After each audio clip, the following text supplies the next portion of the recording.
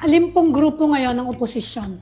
Whether you're with President Marcos or you're with President Duterte, it doesn't matter to me as long as we have the same thinking.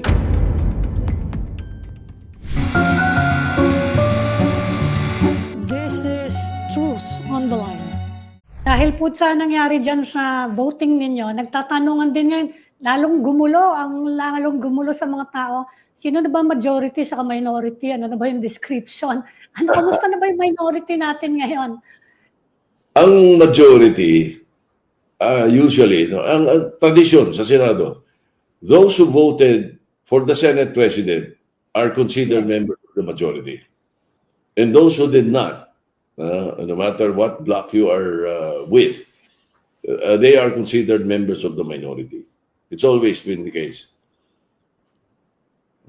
Sino ngayon yung opposition? Do we always equate the minority with the opposition? Hindi rin. Hindi. It's that in this case, nakita mo, may crossover. Ganun din sa mga bills.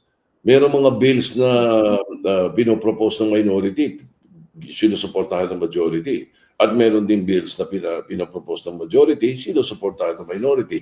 It's not because you are in the minority, you must vote against the bills, especially pag magaganda. At nag-i-sponsor din ng mga members ng minority. I've been a minority leader, deputy minority leader, deputy majority leader, and Senate President. It's always the case. Pagdating sa mga bills, resolutions, treaties, agreements, mga ganyan, wala diyang minority, majority. So, usually, nangyayari talaga yun. Alin pong grupo ngayon ng oposisyon?